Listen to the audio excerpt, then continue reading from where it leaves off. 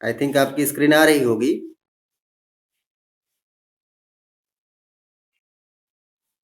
Yes, चलिए। तो नमस्कार, सुप्रभात। ये बड़ी समस्या है। ओके, वेट वेट वेट, फिर से करता हूँ। ये कुछ प्रॉब्लम है, उस दिन अजय बता रहे थे, शायद वही प्रॉब्लम है।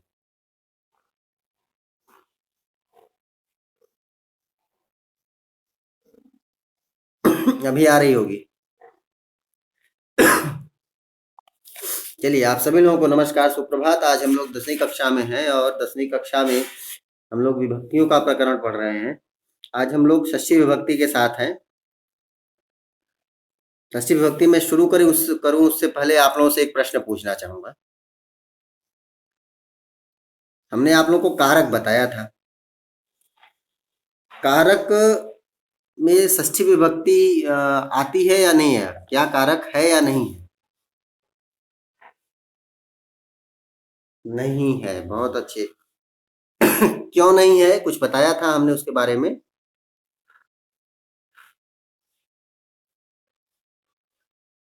कुछ बताया था आप लोगों को। हमारे पास कारक 6 ही हैं। कौन-कौन से हैं? बोलिए। बोलिए। कर्ता। हुँ, और अधिकरण, ठीक है। ये कारक हैं, षष्ठी विभक्ति कारक नहीं है। इसी के लिए कारक नहीं है, इसीलिए जब हम लोग विभक्तियों का प्रकरण पढ़ते हैं, तो विभक्ति प्रकरण में षष्ठी विभक्ति के लिए सूत्र क्या आता है बताएं आप लोगों को। षष्ठी विभक्ति का सूत्र आता है षष्ठी शेषे, यानी जो बच गया, जो रिमेनिंग है सारा कुछ षष्ठी है। जितना भी नियम, इन सारे रूल्स के बाद जो भी कुछ बच गया वो षष्ठी विभक्ति है। ये उसका तरीका है। अब ध्यान से आप लोग देखिए। आप लोग हेडिंग लिख लीजिए, षष्ठी विभक्ति, और जो पहला लिखा हुआ है, जो पहले नंबर पे पॉइंट 1 लिखा हुआ है, आप सीधे उसी को देखिए। लिखा है वाक्य में एक शब्द का दूसरे शब्द के साथ होने वाले संबंध में, एक शब्द का दूसरे शब्द के साथ जो संबंध होगा ना, उस संबंध में षष्ठी विभक्ति होगी। राम ने खाना खाया, यहाँ पे कोई संबंध है क्या?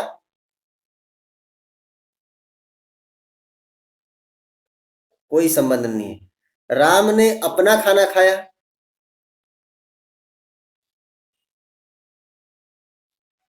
राम ने स्वयं का भोजन किया, अपना खुद का खाना खा गया। यहाँ पे संबंध है। संबंध का मतलब क्या होता है कि कोई चीज सीधे जुड़ जाए आपके साथ, तब वहां संबंध होगा। जैसे मैं शिक्षक और आप विद्यार्थी हैं, तो यहाँ पे शिक्षक विद्यार्थी का संबंध हो गया ना। या या फिर हम कैसे पूछ सकते हैं, या फिर हम कैसे बोल सकते हैं, जैसे आपकी पहले नंबर पे जो दिया है एग्जाम्पल, उसी से हम शुरू करते हैं। लिखा है रामस्य पिता आगच्छति। रामस्य पिता आगच्छति, राम के पिता आते हैं, या राम का पिता आता है। तो रामस्य पिता आगच्छति, यहाँ पे सिर्फ अगर हम बोलते पिता आगच्छति तो संबंध दिखता किसी के साथ? नहीं। लेकिन राम के पिता आ रहे हैं, तो राम और पिता के बीच में एक संबंध छुपा हुआ है। राम और पिता के बीच में एक संबंध छुपा हुआ है, और उस संबंध की जो वजह है, उसी उसी संबंध को हम लोग षष्ठी विभक्ति में परिवर्तित कर देंगे। तो पिता किसके हैं? संबंध किसका चल रहा है, यहाँ पे किसका संबंध पता चल रहा है? राम का संबंध पता चलता है, क्योंकि राम के पिता है ना, तो संबंध राम का पता चला। इसलिए राम शब्द में षष्ठी विभक्ति हो जाएगी रामस्य पिता आगच्छति। ये लोग आप लिखते चलिएगा। फिर क्या बोला? एतत् सुवर्णस्य मुद्रिका अस्ति। एतत् सुवर्णस्य मुद्रिका अस्ति, यह सोने की अंगूठी है, रिंग। हम लोग जो पहनते हैं ना, अंगुलियों के अंदर जो एक रिंग पहनते हैं, वही उसको अंगूठी बोलते हैं। तो एतत् सुवर्णस्य मुद्रिका, सुवर्णस्य दैट इज गोल्ड। तो यह सोने की अंगूठी है। यहाँ पे इस पूरे प्रक्रिया में आपको कहीं संबंध दिखाई पड़ रहा है? क्या संबंध है? अंगूठी जो है ना, अंगूठी का संबंध सोने से है। अंगूठी का संबंध है वो सोना के साथ है, यानी सोने वाली अंगूठी है, चांदी वाली नहीं है। जैसे हम लोग लास्ट ईयर पढ़े थे ना, वो स्वर्ण काकह में, याद है आप लोगों को? कौन सा सोपान आपको नीचे करूं, सोने वाला या चांदी वाला या तांबे वाला, कापर वाला? हम्म। तो सेम वही चीज है कि यह सोने की मुद्रिका है। यहाँ पे मुद्रिका का जो संबंध है वह सोने से है। वहां पे ढेर सारी मुद्रिकाएं लिखाई अगर रख दी जाए और एक सोने की होगी तो हम बोलेंगे ना this one is gold. Same वही चीज है। तो इस वजह से हमको पता चला कि उस मुद्रिका का संबंध है कुछ। अगला एग्जाम्पल देखिए, ऐसा सीतायाः माता अस्ति। ऐसा सीतायाः माता अस्ति, यह सीता की माता है। यह सीता की माता है। अब सीता की माता है, इस पूरे में कहीं आपको संबंध दिखाई पड़ रहा है? बाकी लोग बोलिए तो, वॉइस सेक्शन। सीता की माता इस वाक्य में संबंध दिखाई दे रहा है कहीं?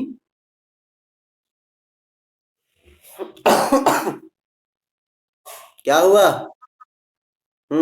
और विराज के अलावा बाकी लोग सो गए हैं? कितने लोग हैं जी, जरा बोलो तो। टोटल कितने मेंबर्स हैं अभी?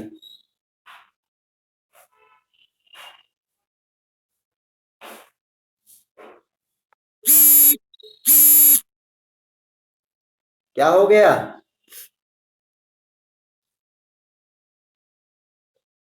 यस। तो बाकी बच्चे किधर चले गए? वॉइस सेक्शन में और कौन है भाई? अरविंद नहीं है, अजय नहीं है, किधर गए ये सब? या क्या करते हो बेटा आप? हाँ, संस्कृत अच्छी नहीं लगती है ना? जबरदस्ती पढ़ना पड़ता है, हाँ। सो गए थे? हाँ, सो गए थे। हाँ, सोए नहीं थे, कोई बात नहीं। तो कम से कम मैं पूछता हूँ तो जवाब दे दिया करिए बेटा ना। ऑनलाइन ऑनलाइन पढ़ाई कराना बड़ा मुश्किल काम है। और अगर आप लोग भी सपोर्ट नहीं करेंगे टीचर टीचर को, तो टीचर तो बेचारा जो है वो सुसाइड ही कर लेगा। बहुत मुश्किल है ना, आप लोगों को सपोर्ट करना। एतत् सुवर्णस्य मुद्रिका, सॉरी, एषा सीतायाः माता अस्ति। यह सीता की माता है। इसमें संबंध कहाँ है अरविंद, बताइए? हाँ, सीता में संबंध है, यानी माता है। किसकी माता है? सीता की। तो जिसकी माता हो गई, जिससे संबंध जुड़ गया, वो सब उसमें षष्ठी विभक्ति हो जाएगी। तो सीता शब्द है आकारांत स्त्रीलिंग, बालिका की तरह सीतायाह बन जाएगा। पंचमी और षष्ठी दोनों में सीतायाह बनता है ना जी। भूल गए हो तुम लोग। तुम लोग से अच्छा जानते हो, क्लास 6 वाले गजब परफॉर्म कर रहे हैं, जोश में आ गए हैं सब। और मैं इस साल ना हर क्लास में शुरू कर दिया हूँ विभक्ति वचन बोलने वाला काम। हर क्लास में बच्चे विभक्ति वचन शुरू कर दिए। हम्म। सॉरी।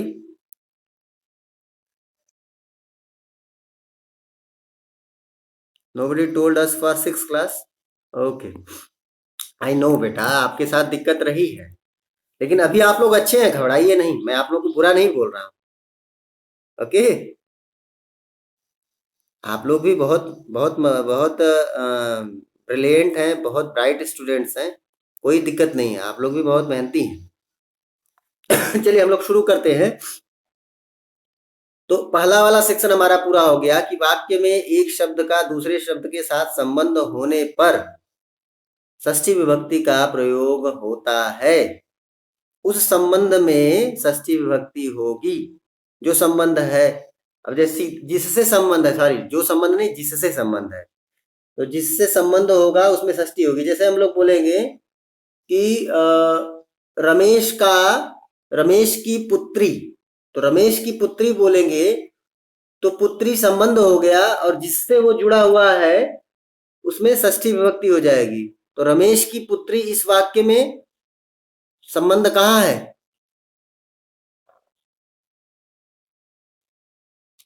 मैं पूछ रहा हूँ संबंध कहाँ है बेटा? संबंध पुत्री का है ना, और जिससे जुड़ा है उसमें, जिससे जुड़ा है उसमें षष्ठी विभक्ति होगी। तो रमेश की पुत्री है, इट मीन्स पुत्री, ये संबंध का नाम हो गया पुत्री, और वो संबंध जुड़ा जिससे होगा वो षष्ठी विभक्ति वाला हो जाएगा। तो उससे जुड़ा कौन हो गया? रमेश, इसलिए रमेश में क्या हो गई? षष्ठी हो गई।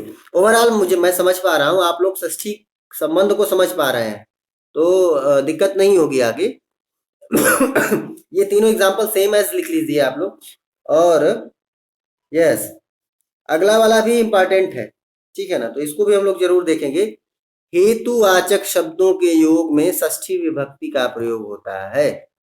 हेतुवाचक शब्दों के योग में, हेतु मतलब होता है कारण, हेतु मतलब होता है कारण, बहुत अच्छे।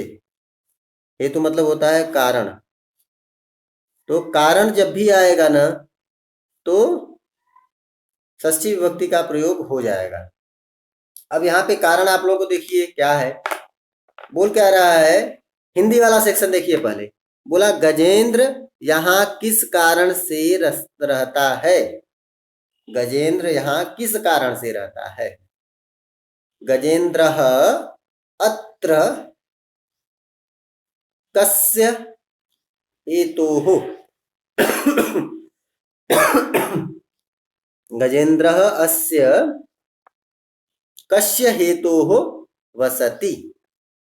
किस हेतु से, किस कारण से?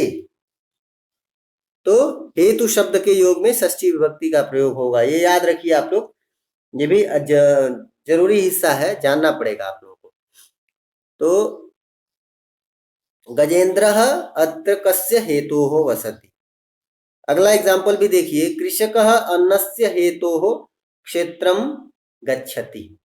जो कृषक है वह अन्न के हेतु से, यानी अन्न को पैदा करने के कारण, अन्न को की देखभाल करने के कारण, जो उसकी क्रॉप्स है ना, उसके लिए वो अन्न यानी ग्रेन्स को, क्रॉप्स को उपजाने के लिए ही वो जाता है। कहाँ? क्षेत्रम, क्षेत्र को। तो किसान जो है वो अन्न उपजाने, अन्न के कारण से क्षेत्र यानी खेत को जाता है।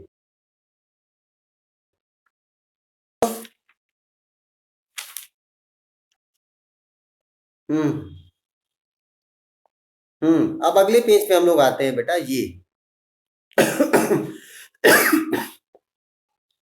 ये वाला भी देखने लायक है। ये दूर अंतिक वाला तो बेकार ही था। ये दोनों आपने जो दोनों एग्जांपल लिख लिया बेटा ना, पॉइंट 2 का, पॉइंट 2 के दोनों एग्जांपल सभी बच्चों ने लिख लिए, बहुत अच्छे। अब हम लोग आते हैं अगले पॉइंट, पॉइंट नंबर 3 लिखिए आप। पॉइंट 3 क्या है, वो क्या बोल रहे हैं?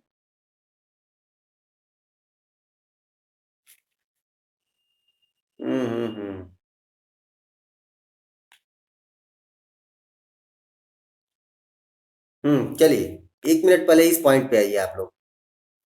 थोड़ा कंफ्यूजिंग भी है लेकिन जरूरी है। पॉइंट 4 जो लिखा है लास्ट में उसको पढ़िए आप लोग ध्यान से। लिखा क्या? सम यानी समान, सदृश यानी समान, सदृश का मतलब भी समान होता है, और तुल्य मतलब भी समान होता है। तो सम, सदृश और तुल्य आदि सादृश्यवाची यानी समानता बताने वाले शब्दों के योग में षष्ठी और तृतीया दोनों विभक्तियों का प्रयोग होता है। बड़ा गड़बड़ हो गया, दोनों विभक्तियों का प्रयोग होता है, ये कौन सी बदमाशी है? कंफ्यूज कर दिए बच्चों को आप। तो बता रहे हैं अब आप लोगों को, एक एग्जाम्पल पहले देखिए, फिर वो बताना आसान होगा। ये देखिए, और इसमें मैं आपको सदृश का फर्स्ट एग्जाम्पल जो लिखा है उसको देखिए आप। सदृश के लिए जो फर्स्ट एग्जाम्पल दिया है, क्या लिखा है? एषः रामस्य सदृशः वीरः नास्ति। पहले इस सेक्शन को देखिए। एषः रामस्य सदृशः वीरः नास्ति। यह राम के समान वीर नहीं है। यह राम के समान, ये राम के जैसा वीर नहीं है, यानी राम से कमजोर है ये। ठीक, अब राम से कमजोर है, राम के जैसा वीर नहीं है, तो राम से जो शब्द आ रहा है, बार बार ध्यान से सुनिएगा, यह राम के समान वीर नहीं है, तो बन गया एषः रामस्य सदृशः वीरः नास्ति। अब हम इसको बोलते हैं कि यह राम से वीर नहीं है। बात शब्द एक ही है, दोनों वाक्य की मीनिंग सेम है। यह राम के समान वीर नहीं है या फिर यह राम से वीर नहीं है, दोनों स्थितियों में राम से कमजोर ही बताया ना। आप लोग सुन रहे हैं बेटा?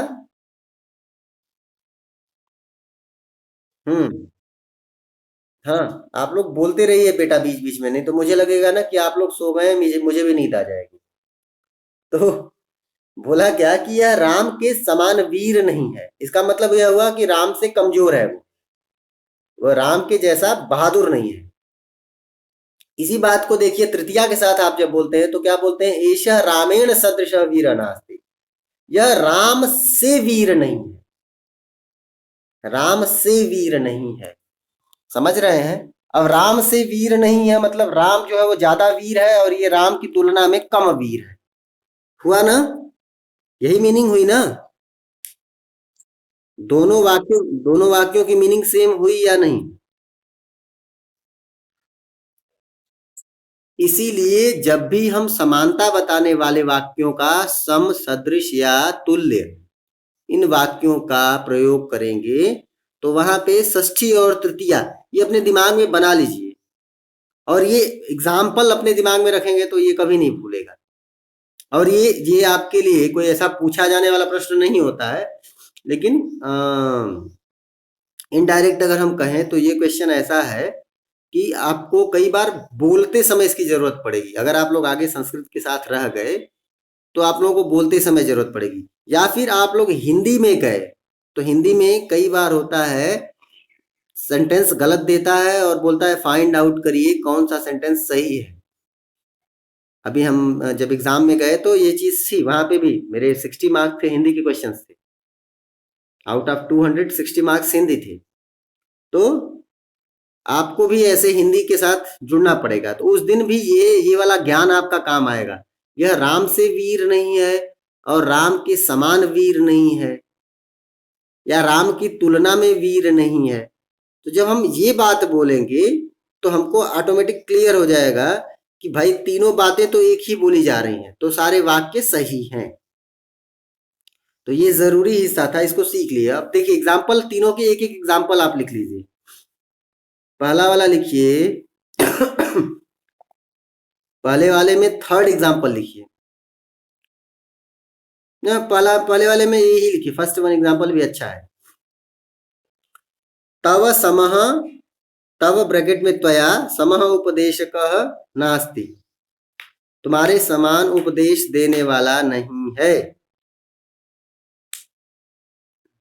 तुम्हारे समान उपदेश देने वाला नहीं है। जब हम तम तव बोलेंगे तो षष्ठी के साथ हो गया, तुम्हारे समान उपदेश देने वाला नहीं।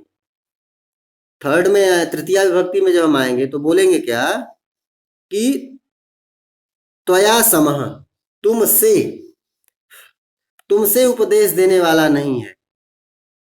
यानी तुमसे उपदेश देने वाला नहीं का मतलब ये हो गया कि तुम्हारा उपदेश ज्यादा है तो तुमसे उपदेश कोई नहीं देगा, तुमसे जो भी देगा वो तुमसे कम उपदेश वाला होगा, तो तुम्हारे जैसा उपदेश देने वाला कोई नहीं है। ये हमारा हो गया फर्स्ट एग्जाम्पल समः के लिए। सेकेंड एग्जाम्पल जो सदृश के लिए वही राम वाला ही लिख लीजिए। एषः रामस्य रामेण सदृशः वीरः नास्ति। यह राम के समान या ये राम से वीर नहीं है। दोनों अपनी समझने के लिए ये लिख सकते हैं आप। यह राम के समान वीर नहीं है और तृतीया का लिखेंगे तो यह राम से वीर नहीं। लेकिन दोनों की मीनिंग सेम है, मीनिंग में कोई अंतर नहीं है, इसलिए तृतीया और षष्ठी दोनों विभक्तियां प्रयोग में आ गई हैं। अब हम लोग देखते हैं तुल्य का। तुल्य वाला एग्जाम्पल भी क्लियर आपके सामने दिखाई पड़ रहा है या दिक्कत है कुछ?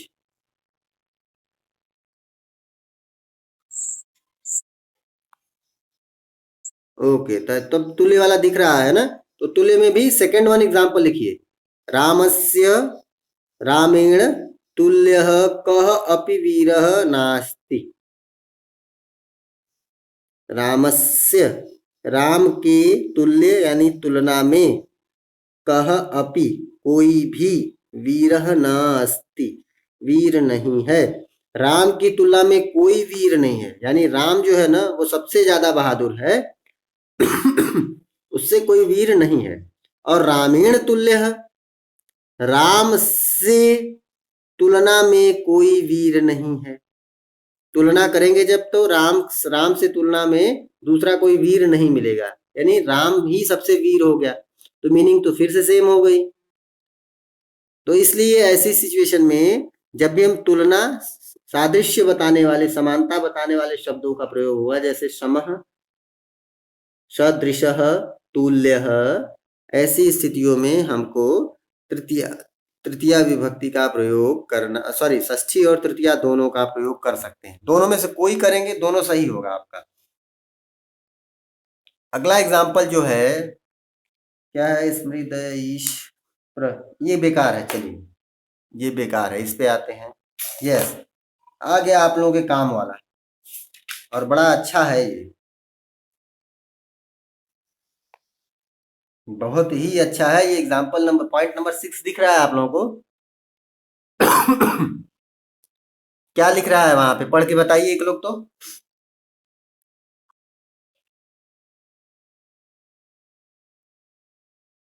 आप लोगों ने कभी ये शब्द सुना हुआ है? कब सुना है? ओके, लेसन में सुना है, और कहीं सुना है? नहीं सुना है। जब कभी मैं संस्कृत बोलता हूँ तो आप लोगों ने कभी सुना है मेरी बात में, उस संस्कृत जो बोलता हूँ उसमें कहीं कृति का प्रयोग करता हूँ? करता हूँ। जैसे मैं बोलता हूँ सर्वेषां कृते सुप्रभातम, बोलता हूँ ना, सर्वेषां कृते सुप्रभातम, सभी लोगों के लिए। कृते मतलब किसी के लिए हमको कुछ बोलना होता है तो सर्वेषां कृते, सभी लोगों के लिए। सुप्रभातम, सुप्रभात है, सभी लोगों को प्रातः नमस्कार, ये हमारे कहने का मतलब होता है। यहाँ बोलिए बेटा। हाँ, के लिए में चतुर्थी आता है, बहुत सही। लेकिन यहाँ पे आप कृति वर्ड के लिए आ रहे हैं, समझ रहे हैं ना? कृति वर्ड की मीनिंग भी होती है के लिए। चतुर्थी विभक्ति का ही मतलब होता है के लिए। चतुर्थी विभक्ति जहां भी आ जाएगी उसका उसका जो मीनिंग बनेगा हिंदी मीनिंग, वो हिंदी मीनिंग में के लिए ही होगा। जैसे पुत्र के लिए, पुत्र के लिए घर बनवा रहा हूं, पुत्री के लिए स्कूटी खरीद रहा हूं। तो जब हम पुत्री के लिए बोलेंगे या पुत्र के लिए बोलेंगे तो वैसी स्थिति में हमको चतुर्थी हो जाएगा, ठीक है ना? पुत्राय गृहम, ऐसा बोलेंगे हम। लेकिन जब हम कृते कृते वर्ड के साथ के लिए आ रहा है तो यहाँ ध्यान रखना है कि कृते शब्द का मतलब होता है के लिए। और नियम के हिसाब से देखिए तो कृते शब्द हम जब बोलेंगे तो देखने में लगता है कि चतुर्थी विभक्ति है, लेकिन वहां चतुर्थी विभक्ति नहीं है। क्योंकि विभक्ति हम जब भी करते हैं तो विभक्ति शब्द के साथ जुड़ी होती है। बोलते हैं रामाय, तो राम के साथ ही वो विभक्ति जुड़ जाती है। जुड़ी है या नहीं? लेकिन जब हम कृते बोलते हैं तो कृते उस शब्द के साथ नहीं जुड़ा है, कृते बाहर है। रामस्य कृते बोला हमने तो राम राम अलग है, कृते अलग है। तो यहाँ विभक्ति कृते की वजह से विभक्ति बनेगी दूसरी, और वो विभक्ति कौन सी होगी? षष्ठी। जब हम कृते शब्द का प्रयोग करते हैं तो बोलते हैं षष्ठी विभक्ति का नाम लेते हैं। जैसे हमने अभी एग्जाम्पल दिया, सर्वेशाम कृते सुप्रभातम। यहाँ पे सर्वेशाम शब्द है जिसके लिए कृते आया है। कृते का वर्ड किसके लिए आया है? सभी लोगों के लिए। तो सभी लोगों के लिए आया, इसलिए सभी लोगों वाले शब्द में सर्व शब्द नपुंसक लिंग, सर्व शब्द सर्व शब्द पुल्लिंग, सर्व शब्द षष्ठी बहुवचन में क्या बन जाएगा? सर्वेशाम बन जाएगा। इसलिए सर्वेशाम शब्द में जो है वो हम लोगों का षष्ठी विभक्ति बन गया है। उसी तरह देखिए क्या है, एग्जाम्पल यहाँ से देखिए, वो सीधा सीधा सेम सेम लिखिए कि कृते शब्द के योग में षष्ठी विभक्ति का प्रयोग होता है, जैसा लिखा है। और एग्जाम्पल में आप सिर्फ लिख लीजिए, यस, एग्जाम्पल थर्ड वन लिखिए, अच्छा है। आप लोग विद्यार्थी हैं तो आपके लिए थर्ड एग्जाम्पल, अहम अध्ययनस्य कृते अत्र तिष्ठामि। मैं अध्ययन करने के लिए अत्र तिष्ठामि यहाँ बैठा हूँ। मैं यहाँ पर इसलिए बैठा हूँ क्योंकि मुझे क्या करना है? स्टडी करना है। हाँ, अध्ययन करना है, स्टडी करना है। इसलिए जिस काम के लिए है तो वो काम क्या है? अध्ययन है, और उस काम में हो जाएगी षष्ठी विभक्ति। अहम तिष्ठामि इसलिए एक वचन का प्रयोग किया गया है, अध्ययन से बना है। ओके ना? चलिए अगला एग्जाम्पल जो है वह आपके लिए कोई खास नहीं है, समक्षम वाला भी कोई खास नहीं है।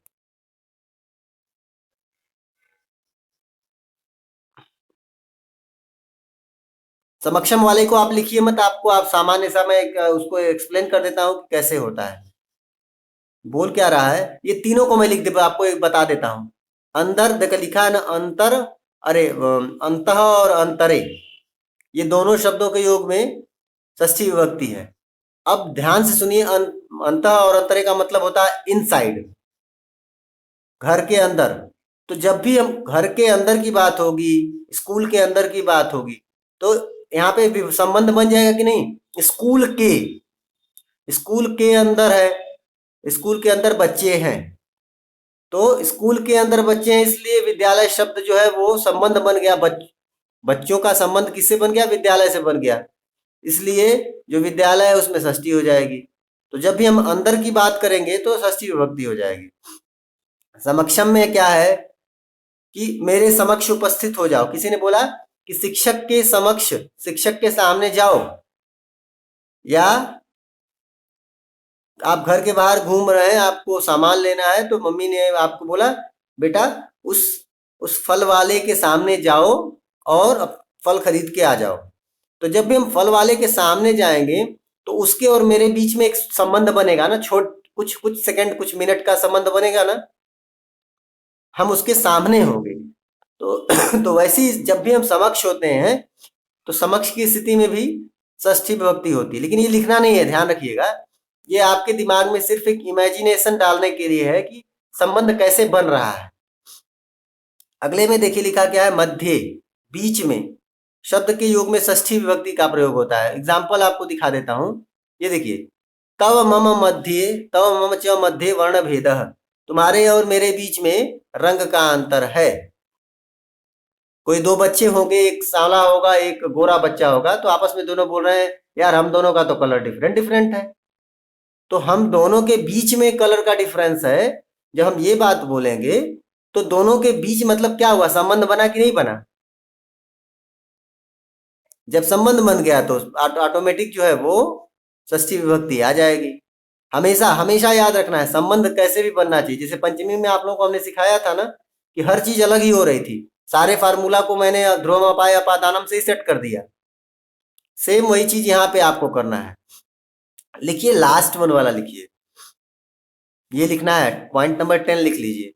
उपरी यानी ऊपर, और अधः यानी नीचे। उपरी और अधः शब्दों के योग में षष्ठी विभक्ति का प्रयोग होता है। उपरी और अधः शब्दों के योग में षष्ठी विभक्ति का प्रयोग होता है।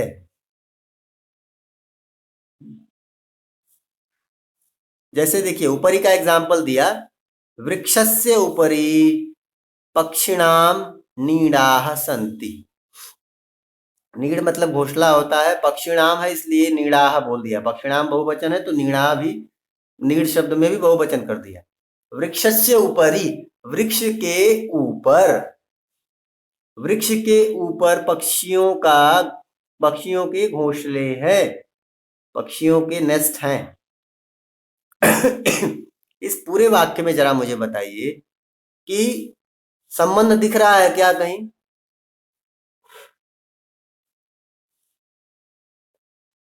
किस चीज का संबंध है?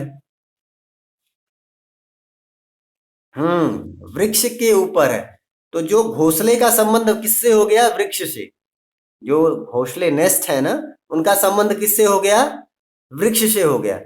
इसलिए संबंध जहां बन गया वहां पे षष्ठी हो गई।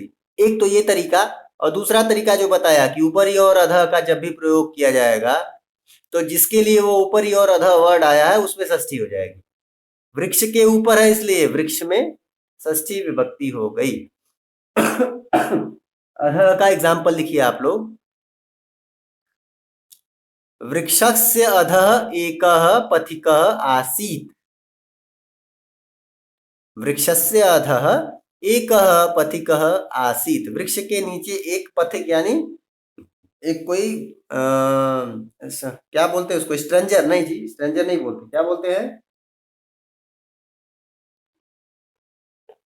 क्या बोलते हैं जो कोई भी व्यक्ति जाता है, राहगीर?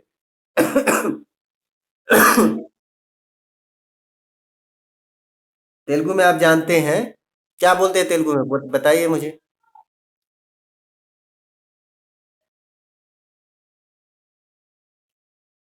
बैठेगा तो उसको बाट सारी बोलते हैं।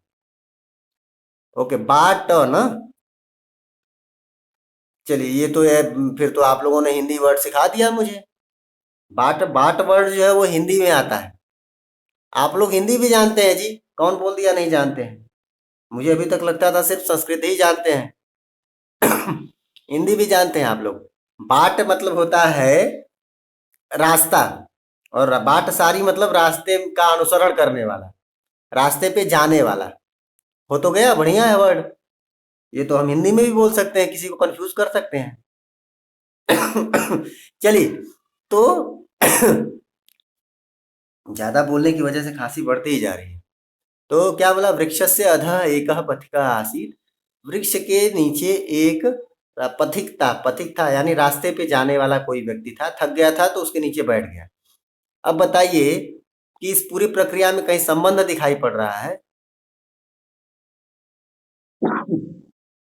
हाँ, तो वृक्ष का संबंध पथिक से दिखाई पड़ रहा है। पथिक जो है ना, वो वृक्ष से जुड़ा हुआ है। तो पथिक जिसका संबंध जोड़ करके बैठा है, अगर वो वृक्ष नहीं होता तो पथिक वहां रुकता क्या? नहीं रुकता ना, क्योंकि उसको धूप लगने लगती। तो पथिक का जिससे संबंध बना उसमें षष्ठी विभक्ति हो गई। पथिक का संबंध वृक्ष से बना इसलिए वृक्ष में क्या हो गई? षष्ठी विभक्ति हो गई। तो हम लोग का आज षष्ठी विभक्ति भी पूरा होता है। आगे हम लोग की सप्तमी है। सप्तमी थोड़ी सी है, बहुत छोटी, और सप्तमी के साथ ही हम लोग जो है वो इस पूरे प्रकरण से आगे बढ़ जाएंगे। हम लोग का ये प्रकरण कंप्लीट हो जाएगा। एक कक्षा हम लोग की और चाहिए, और वो अगले हफ्ते की कक्षा होगी। चलिए, तो आज की हम लोग की कक्षा तो यहाँ तक थी। इस पूरे सेक्शन में अगर कहीं किसी को समस्या है तो हमसे पूछिए। किसी भी बच्चे को कोई समस्या है तो हमसे जरूर पूछिए बेटा आप लोग। किसी को कोई समस्या नहीं है? नहीं है। चलिए, जब समस्या नहीं है तो अब एक काम आप लोग करिए, अपने नोट्स को तैयार रखिए, क्योंकि जिस दिन कंप्लीट होगा उसके ठीक अगले दिन आप लोग अपने नोट्स मुझे भेजेंगे। जिस दिन कंप्लीट होगा उसके ठीक अगले दिन। बहुत सारे बच्चे चले जा रहे हैं, सिर्फ अटेंडेंस लगाने के लिए आते हैं। चलिए, कोई बात नहीं है। आज की कक्षा हम लोग की इतनी ही थी।